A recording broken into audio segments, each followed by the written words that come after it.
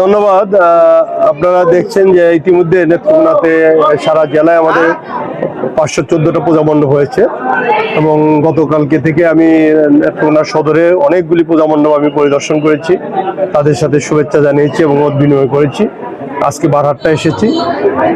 আলহামদুলিল্লাহ এখন পর্যন্ত কোনো পূজা মণ্ডপে বিন্দুমাত্র কোনো দুর্ঘটনা ঘটে নাই এবং আশা করতেছি আগামী দিনও যে 2 দিন আছে সেই 2 দিনও সুন্দরভাবে বিসর্জন পর্যন্ত যাবে।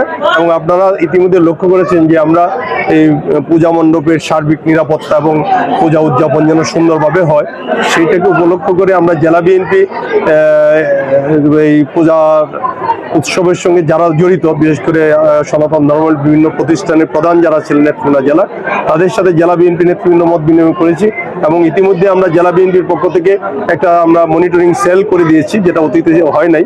এটা কেন্দ্রীয় বিএনপির বাইরে গিয়ে আমরা একটা নেত্রকোনা জেলাতে আমরা মোটামুটি এইরকম আমাদের অ্যাডভোকেট নুরুজ্জামান সাহেব এবং সুজা সাহেবের নেতৃত্বে এখানে অঙ্গ সংগঠনে আমাদের ফজলুর রহমান পাঠান সহ অনেক নেতৃবৃন্দ এটার সঙ্গে জড়িত আছেন। সেই মনিটরিং সেলও তাদের সাথে কথা বলে প্রত্যেকটা পূজা মণ্ডপের নিরাপত্তা এবং তাদের কার্যক্রমগুলি যেন সুচারুরূপে হয় সেই জন্য আমাদের প্রত্যেকটা পূজা মণ্ডপের পাশাপাশি যে সমস্ত আমাদের নেতৃবৃন্দরা বসবাস করে তাদেরকেও নির্দেশনা দেওয়া হয়েছে এবং আমরাও মনিটরিং সেল থেকে সার্বক্ষণিক খোঁজখবর রাখছি এবং তাদের এই পূজা মণ্ডপের যে কোনো নিরাপত্তার বিঘ্নতা হলে যেন যে কোনো সময় তারা যোগাযোগ করতে পারেন, এই জন্য আমরা 4টা হটলাইনও দিয়েছি সেখানে যোগাযোগ করার জন্য।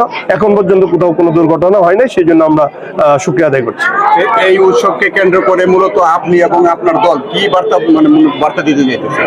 আমরা সনাতন ধর্মাবলম্বী যারা আছেন সবাইকে একটা বার্তাই দিতে চাই যে বাংলাদেশ জাতীয়তাবাদী দল এটা এই আদর্শে বিশ্বাস করে যে ধর্ম যার যার, রাষ্ট্র সবার। সেইখানে এই দেশের বাসিন্দা হিসাবে সকল ধর্মের লোকজন যেন সমভাবে নাগরিক সুবিধা সহ তাদের নিরাপত্তা যেন শতভাগ সমান হারে তারা পায়, সেটা আমরা নিশ্চয়তা দিতে যাচ্ছি। বিএনপি যদি আগামী দিন ইনশাল্লাহ ক্ষমতায় আসে তাহলে আমরা তাদের নিরাপত্তা বিধান থেকে শুরু করে তাদের নাগরিক অধিকার, তাদের ধর্মীয় আচার আচরণ অনুষ্ঠানগুলি যাতে শতভাগ নিরাপত্তার সহিত এবং সমানভাবে তারা পালন করতে পারেন সেটা আমরা চেষ্টা করব। ধন্যবাদ।